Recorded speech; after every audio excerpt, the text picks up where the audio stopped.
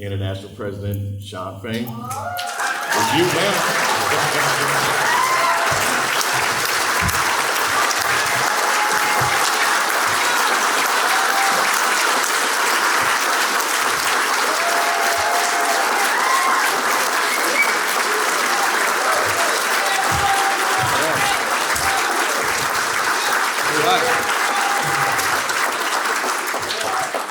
Over the past 18 months, I've had the honor of serving as your president. Thank you.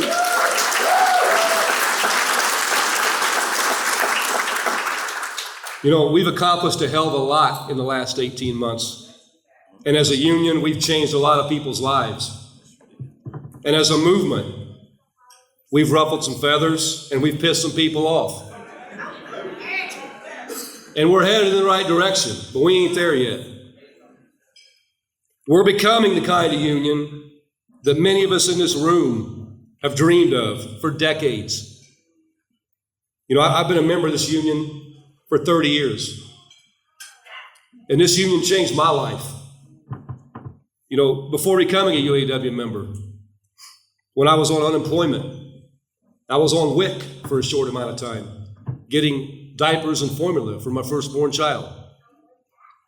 You know, trying to make ends meet in Kokomo, Indiana. And at that time, I could never dream of the kind of life that being a UAW member was going to make for me. You know, somewhere along that way on my journey,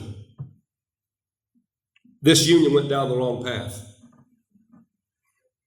And you know, Walter Reuther, you know, years ago, back when they were having great success in the 50s, 40s, he talked a lot about, you know, warning future leaders, resting on the past successes and growing complacent. You know, one of my favorite quotes from JFK, I used to speak about this every time I'd speak at an area wide when another plant was closing. You know, and that quote was this: there are risks and costs to a program of action, but they are far less than the long-range risk and cost of comfortable inaction. The three people who actually met with the FBI, they went based upon an effort by our Local 12 president, Bruce Baumhauer, to get this before the Federal Bureau of Investigation. They went to the FBI. And they explained everything that went on and set the seed that these guys up north are making $1,000 for every person that gets a job. Chrysler decides we want to kind of try this different way of building Jeeps. We're going to outsource kind of some of the key, really central functions of building this vehicle to outside companies in order to save money. They outsourced body production process, the chassis production process, and the painting production process. The challenge is originally you need to convince these workers who are Chrysler workers to come work for this outside company. They're not going to want to do that because they've already got the seniority, they feel like they've got a good job with Chrysler. So to convince them to do that, they allow them to retire, start collecting their pension. Now you can go work for this outside company at the paint shop, and that's kind of the situation that they're under for several years. Until Chrysler decides, for whatever reason, we're gonna insource the paint shop. So we're gonna move it back under the umbrella of the Jeep plant, formally make it a part of Chrysler again. We got a call to come out to the region and they have an agreement, one page. One half of the page was for the retirees and the other half was for the people that are going to stay. They said, you need to sell this agreement to the membership. We're going to have a union meeting on Sunday. We made the handouts, passed them out the day before the union meeting where we're going to vote on this so-called contract. The so-called one-page contract was negotiated with Jeep between the head of the Chrysler division of the UAW, which was General Holyfield, and his representatives, and an international rep. This was done without the participation of either Richard Sheets or Jeff Wiles, who were valid union officers representing these people, elected. So they were totally outflanked. It was just a clusterfuck, you know? at that meeting, the people from the International were there, and we were all sitting in there, and Bruce was there, and I was up there. They were pitting one group against the other. The paint shop workers are called to their union hall in, I think, November 2012. And pretty quickly they realize in this meeting that something doesn't feel quite right. You've got some really senior UAW officials there. This is a meeting in Toledo, but these officials have come down from Detroit to kind of lead this meeting. And what workers told me later was that they feel like they were, sort of forced into supporting this agreement that had been hashed out between the company and the union. And it was sort of laid out in this one-page document that the workers saw. And that document basically said, we're going to lay off about 73 of you, the most senior workers, those workers who had been able to retire from Chrysler, take this job at the supplier, and collect your pension. You all are going to be laid off. The rest of you are going to lose some kind of benefits and some of the things you have accumulated seniority-wise over the last few years. And this is just the deal you're going to get. One person voted in the back, and the comment was made, one person already voted. We're either going to go with that or you get nothing. You get nothing. Absolutely nothing. Reluctantly, they agree to support this agreement. But then in the days after they lose their jobs, of course, those openings need to be filled at the paint shop at Toledo Jeep. And these workers, these now former Jeep workers, start to hear that some of those positions are being filled by workers or people from Detroit, which at the time that was kind of unusual. There's not a lot of Detroit workers coming to work in Toledo. It's about an hour away. Why wouldn't you maybe fill some of those positions with Toledo folks? They took away all the hiring from the Toledo area through Jeep in Toledo. The only people that could hire people for Toledo is the management up in the UAW Center. There were so many folks. And a lot of them, well, we heard a rumbling that some of them are paying for their jobs. We were out in a smoke shack smoking one night, and we were talking about a gentleman that they wanted to fire him up in Warren Truck. And he says, "You can't fire me." He says, "I paid for this job." So that's when everybody started getting the gist of what's going on. And I was telling that story in the smoke shack, and after we all left, the day later, the young woman, she says, "Hey, Richard, am I gonna get fired?" I says, "What are you gonna get fired for?" She says, "I paid for my job." I says, "Really?" She says, "Yeah, all they told us was where to deliver the money, put it in a brown lunch sack, and that was it. And they got hired." So a small group of these workers who had been laid off say, "I think we've seen enough here," and they decided to kind of poke around a little bit and take some of these concerns to the authorities. And what ends up happening is they do have a meeting with the FBI, and I believe also with some other federal agents, to tell them kind of about what they've been hearing and what happened to them. It's pretty clear early on that this federal investigation is quite sprawling. It goes in a number of different directions. It's almost sort of multiple scandals in one. But the central thrust of it is, of course, that Chrysler is sort of funneling these payments to the UAW with the goal of what the feds would later say, making these UAW leaders, quote, fat, dumb, and happy in order to take company-friendly positions at the bargaining table. And this investigation ends up ensnaring kind of a wide range of mostly UAW higher-ups, a couple former UAW presidents, a very senior Chrysler executive, Alphonse Icabelli, who was kind of on the other end of the bargaining table, and just kind of a series of other UAW execs at various levels end up getting caught up in this larger corruption investigation. Unions are as American as apple pie. They're not foreign inventions. Unions have been a part of life even in the 19th century. In fact, the world celebrates May Day as May 1st because of the Haymarket Martyrs in Chicago. But then in 1934, you had 80% unemployment in the city of Toledo. And you had unemployed leagues. These were groups of people getting together trying to help themselves survive. Some people were lucky if they got a bag of potatoes every 2 weeks during this time of unemployment.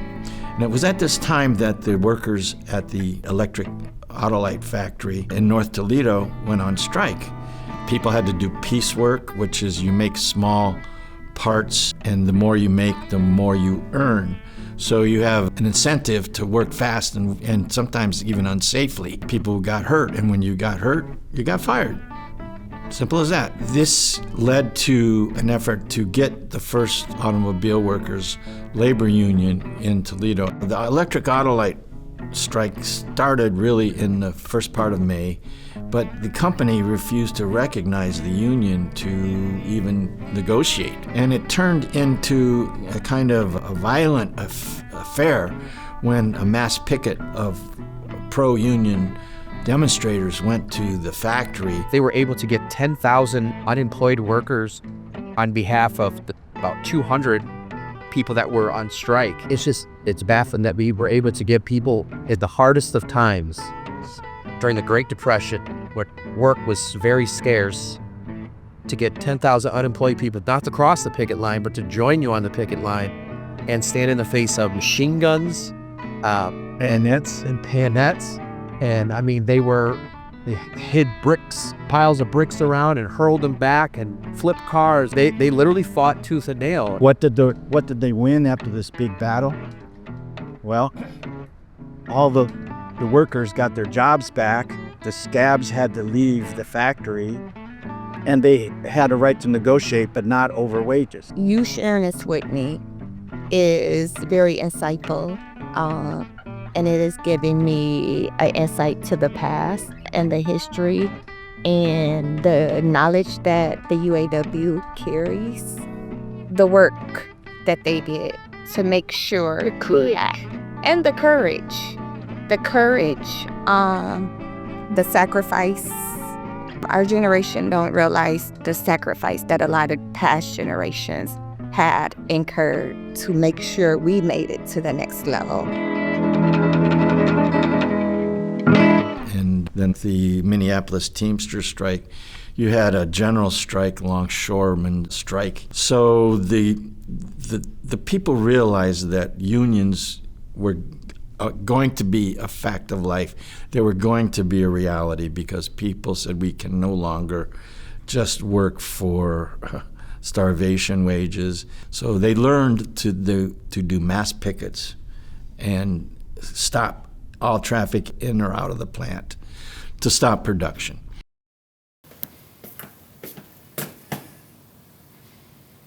This was a very interesting experience happened to me at this bathroom.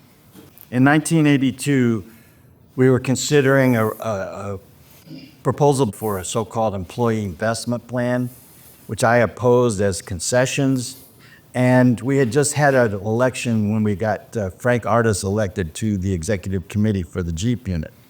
I was in the bathroom and I saw Frank in there and washing my hands and say, "Frank, how do you like being on the EC?"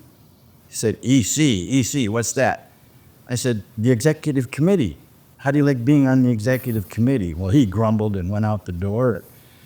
I said, "Well, maybe he didn't sleep well last night. I don't know, he's kind of grumpy." When I opened the door, Frank Artis was waiting for me right outside, and boom, out go the lights. I was knocked out cold. They dragged my unconscious body over to this section here and left me here to come to consciousness. When I woke up, I was looking at a cantilever ashtray that used to hang out from this wall. I heard later that people said, "Well, let's kick in his ribs." The chairman of the Jeep unit, Ray Oakey, said, "No, don't kick in his ribs. That's enough. That's enough. You knocked him out."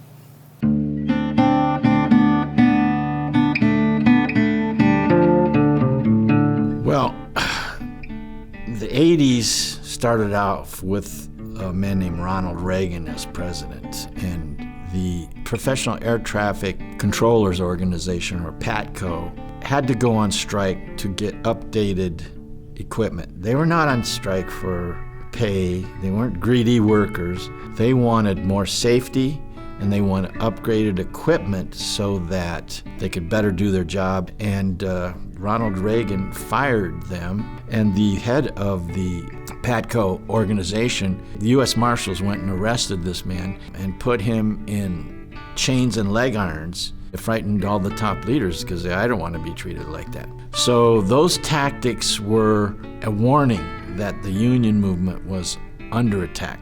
Stuff like what they did to PATCO, or, things like we'll get you on the board of directors if you give pay cuts to the workers that you represent. So that deconstructed the middle class, because suddenly now the people we defeated in World War II had their own manufacturing rebuilt, especially the Japanese. And it sickened me to hear that our union leaders said, you lost your job because of Japanese people. The New Directions movement came into existence, and they fought for one member, one vote, which was an alternative to the delegate system where delegates were elected from the various UAW locals, and these delegates would choose who the leaders were. The New Directions movement was very critical in getting the idea popularized. Scott Houldieson, who I met in 2010, Scott is the one who took it upon himself, along with others, and talk about this idea of one member, one vote. So hats off to Scott. He's my hero.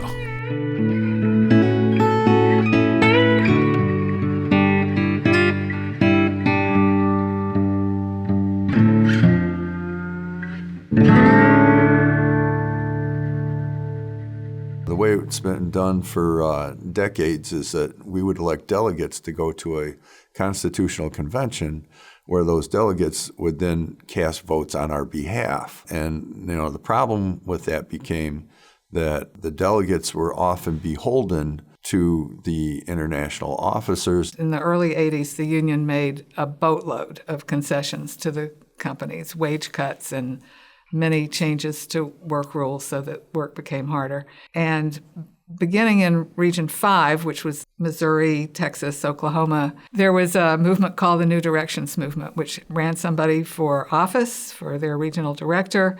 But in my opinion, maybe even more important than that, they were doing lots and lots of work inside the plants to fight what the companies were trying to do. So New Directions went up and went down as movements tend to do. And there was a slow period when it just felt like the union was going downhill. Lots of dissatisfaction, but not a whole lot of organized dissatisfaction. I was doing my best to force democracy into the system from the get-go. The drawbacks, obviously, were that the caucus that was in control had an ironclad control. A small group of us that would meet and talk about what kind of points we wanted to try and make at the convention. But yeah, they were tightly controlled, really didn't feel or look like democracy in action.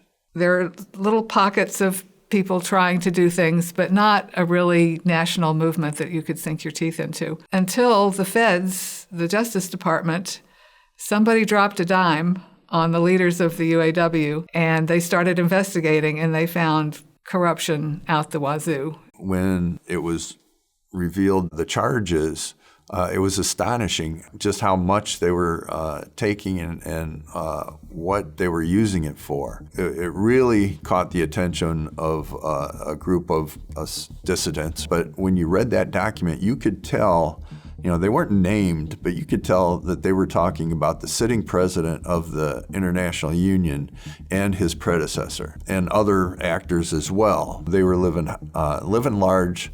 In Detroit, it's cold in the wintertime, right? Well, they were staying in Palm Springs, California for the winter on our dime, eating high-end steak dinners, having high-end liquor. They had cigars with humidors and golf clubs, and it was just outrageous what they were doing. Basically, the feds had caught them, but they hadn't revealed their names in there. I was talking about calling a special convention. That kind of catalyzed into working with other people across the country, and our purpose was to win one member, one vote, the right for every UAW member to decide who represents them at the top of our union.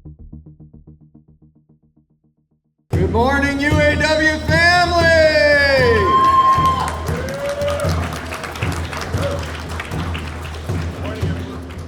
My name is Scott Houldieson. I'm a founding member of UAWD. I chair the steering committee currently. And that was the genesis of Unite All Workers for Democracy. And that was when we started advocating to get these corrupt union officials removed and change the way that we elect them so that we can take control back of our union for the membership. Under Article 8 of the Constitution, there's a process for the membership to call for a special convention. You have to get a resolution that you're calling for a special convention when you want to hold it.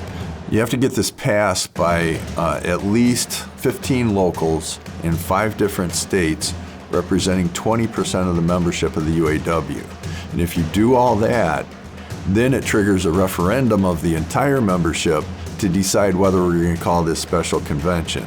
So that process, we had started organizing. We got it passed at a few locals right away. And we were reaching out to people that we had met at constitutional conventions or met through Facebook. When we had the victory at the referendum vote, that was the moment. That was the moment that it really hit that we did something that generations of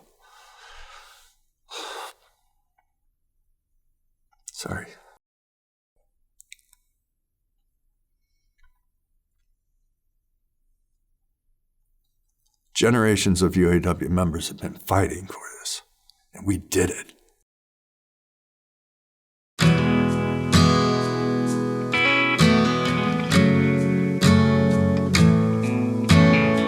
It's like you try to do something your whole life, and you get frustrated and frustrated and frustrated and frustrated, and finally, out of nowhere, because this is not how I pictured things would change.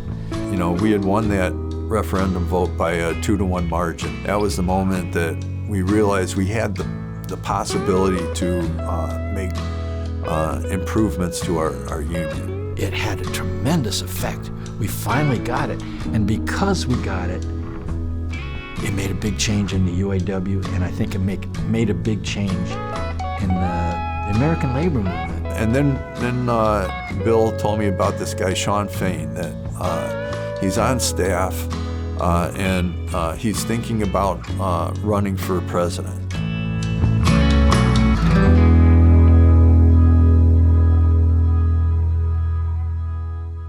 I grew up, in Kokomo, Indiana. I was born and raised there. It was a working class town. When I was a teenager, growing up and as a teenager, there was roughly 15,000 GM employees in Kokomo. Now there's 60. I went to college after high school for, a year and a half. Didn't really know what I wanted to do. I struggled. Not that I just wasn't passionate about a lot, at that time in my life. I didn't know what I was passionate about. And so I got an opportunity for an apprenticeship when I was 20 years old in the IBW. And went through that apprenticeship. When I got my journeyman's card, work was still pretty slow. Chrysler was looking for skilled tradespeople at that time, so I ended up applying and got hired on at the Kokomo casting plant as an electrician. And it was life changing. You came in there. Right away. You were full pay. You got a pension. You had after so long, you had great insurance. My wife didn't have to work. We were able to provide for our kids and. We weren't rich, but we could live. I didn't have any ambition when I hired in of being a union rep or anything. I just wanted to have a stable job and a good income. So, as I got more and more involved at the workplace, I went to union meetings all the time just to be involved and be informed of what's going on. Then I ended up becoming the education and bylaws chair in my local. Then I became the political action chair and just trying to do things I hadn't seen in my local forever. I was doing, voter registration drives in the plan. I was doing all kinds of stuff, just trying to get people energized. And it seemed like the stewards and committeemen just really didn't have any ambition to to fight. One frustration just kept leading to another, and as many of the workers in the shop floor felt that, and I just at some point decided, you know what, screw this, I'm gonna run for committeeman. I ran the first time with 5 years seniority. I mean, half the plant didn't really even know who the hell I was. There was like 5 or 6 of us running, and I ended up, in the first go-around, I got the most votes, but I ended up in a runoff by a guy that had 30 years seniority and was a steward for, 4 or 5 terms. And but it was a great lesson for me. That guy ended up retiring a couple years into the term, and so I ran again when his seat opened up and got elected. And then I was elected shop chair and was a negotiator during the bankruptcy. It wasn't a negotiation, it was a mandate, and basically saying, here's what you get, you either take it or you're going to be liquidated. And so it was a real eye-opener. I just felt like our leadership was too complacent. We were a company union. Was always told, be nice to the company, get along with the company. We're a family. My family don't try to screw me every time I turn around, and so we're not a family.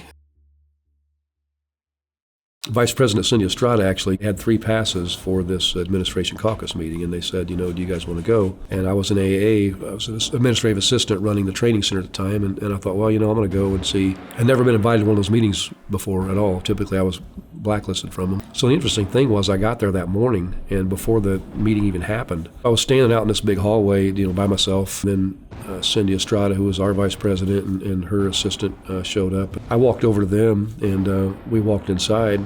Cindy walked away and came back like 5 minutes later and said, I need to talk to you 3 out in the hallway. So we go out in the hallway, and she said, Ray Curry just stopped me and said that at the conclusion of the meeting today, Shawn Fain's going to announce his resignation from staff, and he's going to announce his candidacy for president. And literally, I was blown away. I'm looking like, what the fuck are you talking about? That's complete bullshit. I didn't have any plans to run for anything. I just had, over years of being outspoken in this union and being attacked by leadership in this union, I think I suppressed a lot of that. And all of a sudden, it just started coming up. I could feel my head getting red. I could feel the blood rushing to my head. I just, I lost my shit and just said, this is bullshit. I'm sick and fucking tired. Every time somebody farts around here, I get blamed for it. I'm fucking fed up with this shit. And I took my ticket and I shoved it in the guy's chest and said, I'm fucking out of here.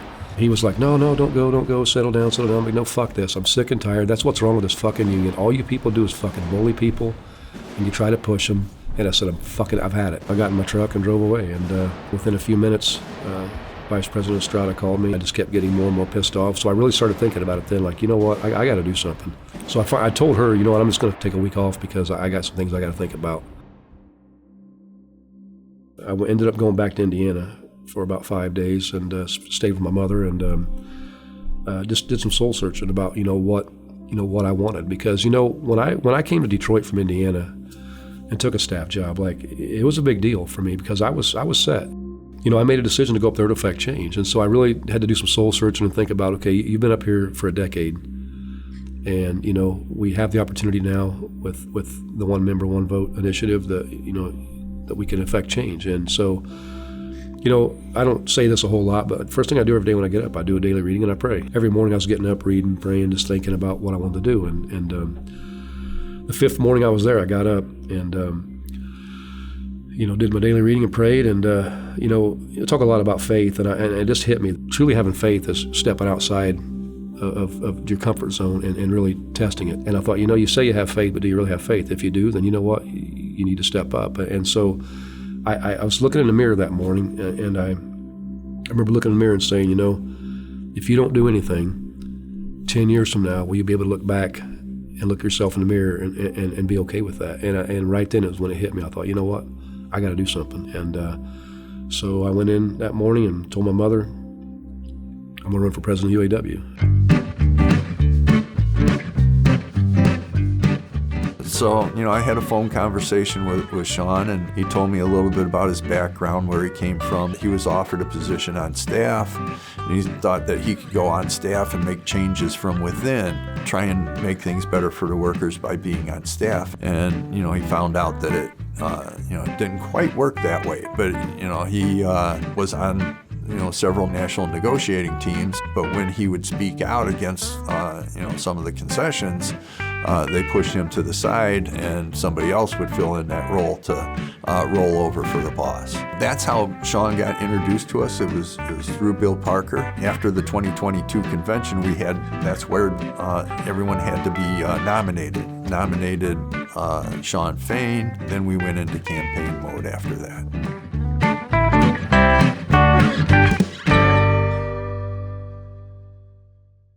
one day Scott Houldieson called me and he said, George, we're thinking of backing Shawn Fain for president of the UAW. We want to know what you think. And I go, wow, Shawn Fain is a very good choice. There's just only one problem.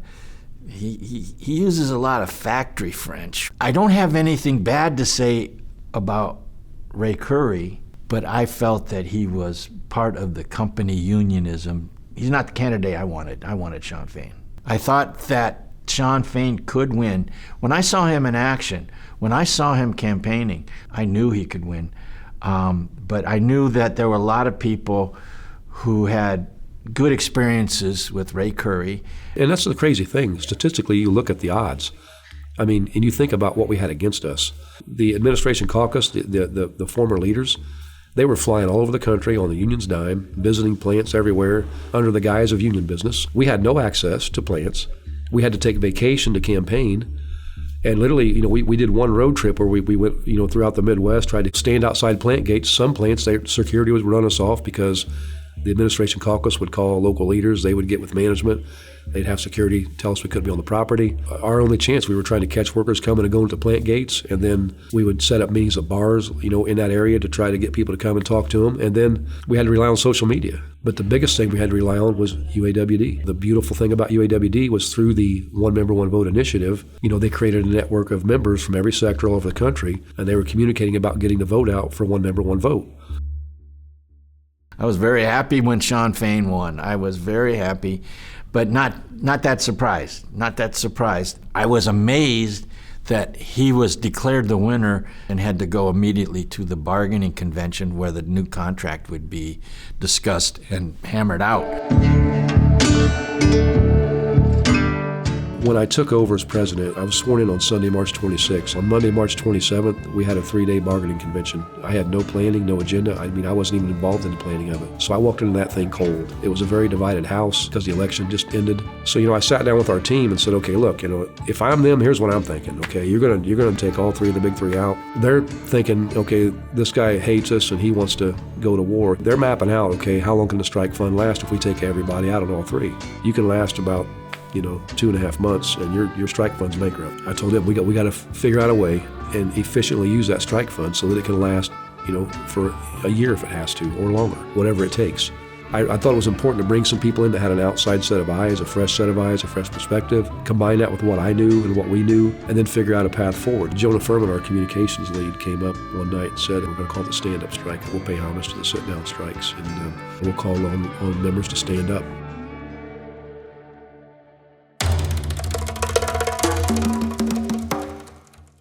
Jeep was one of the first ones for Stellantis to go out. It was the first one to go out.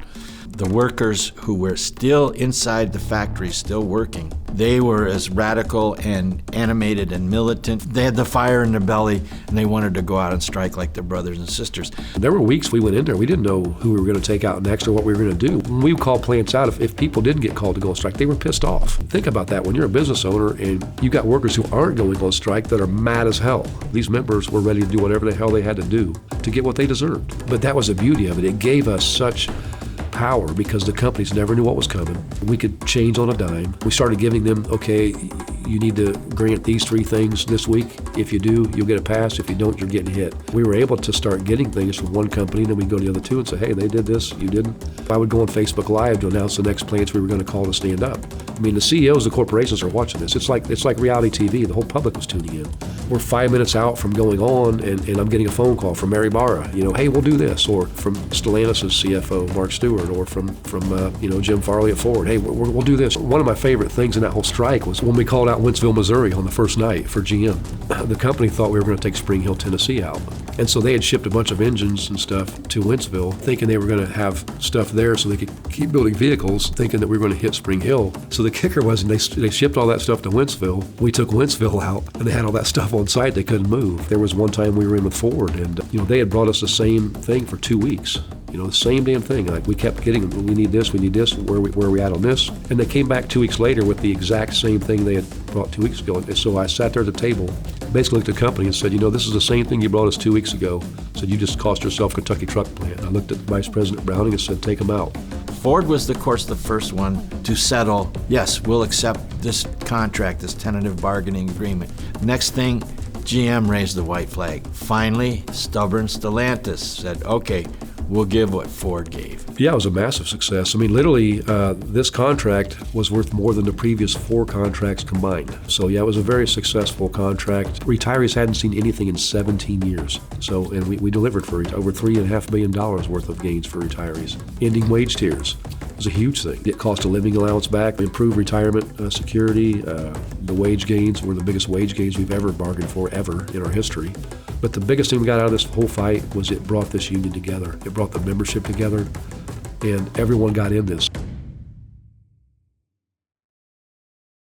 So as part of the deal following this corruption, a couple things that the UAW has to do. One is it needs to do direct elections, which means it needs to directly elect its leaders by a vote of the membership, one member, one vote. And it also is placed under federal oversight as sort of a way to avoid a full federal takeover of the union, which is something that could have happened. They are placed under federal oversight, which means there's this federal monitor that for several years and continuing now and for the next couple of years will basically be looking over the union's shoulder to make sure this corruption that had occurred has been rooted out.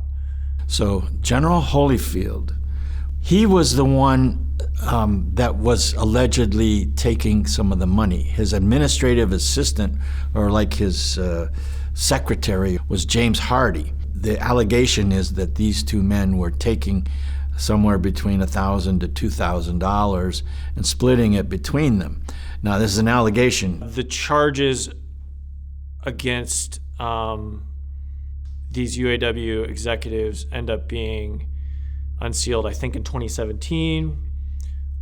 Holyfield kind of plays a fairly large role in those indictments and in the court documents and in the Fed's investigation.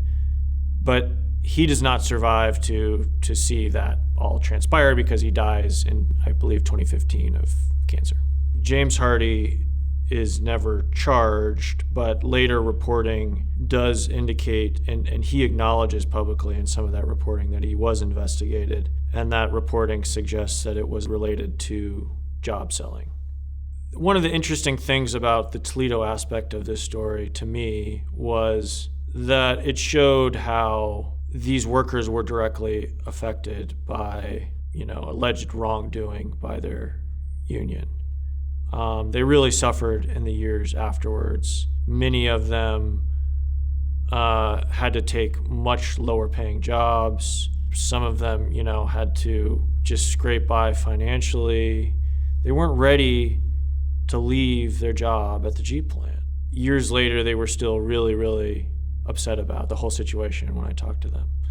They tried to kind of get justice by filing civil lawsuits against the union and the company after they learned about this larger federal corruption investigation. Those cases were not able to proceed because a judge basically ended up ruling they were not filed in a timely manner. So no, in my opinion, in a lot of ways, these workers never did get justice for what happened to them. I think they were definitely wronged, and like I said, years later, they still felt that they were wronged, and they still felt that they had suffered a lot, and for no good reason.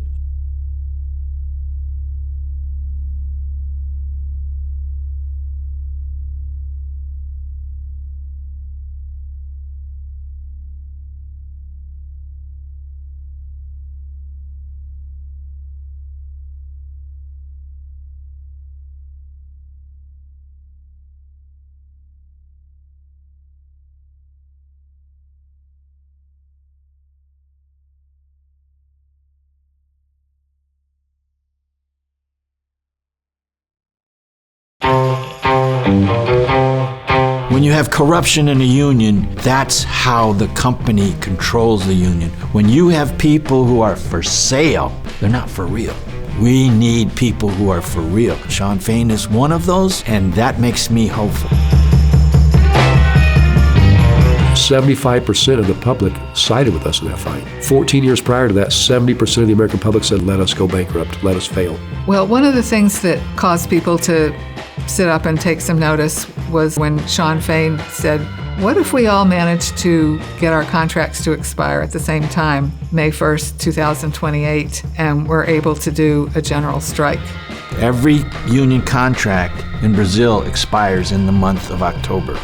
Shawn Fain said, we got to do a similar thing like that for American workers. So May 1st is the first day of the new contract if we have one, or it's the first day of a general strike. A general strike is very ambitious when you're only organizing 10% of the workforce. It would be really hard to say we're going to have a really effective general strike. But maybe we could have something that would approach that where the unions actually got together and said, we recognize the things that we have in common.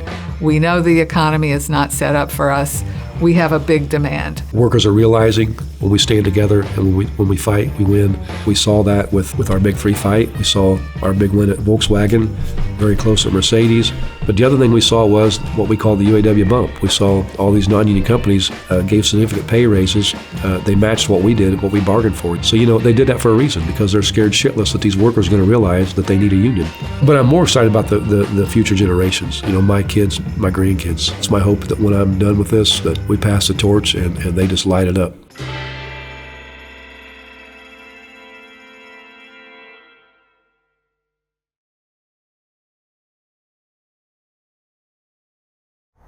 People who are thinking about unions usually think that they're all corrupt, that the unions were founded by gangsters, or that they're involved with gangsters. The unions were created by people, just working people, like here at the auto light strike. Corruption now is the union being co-opted, the union leaders being bribed to be pro-company, or as Shawn Fain calls it, company unionism. It took a long time for us to realize exactly how corrupt our top UAW leadership was, but we knew something was very, very wrong. And we started telling people, well, it's not the union's fault because we have the best union money can buy.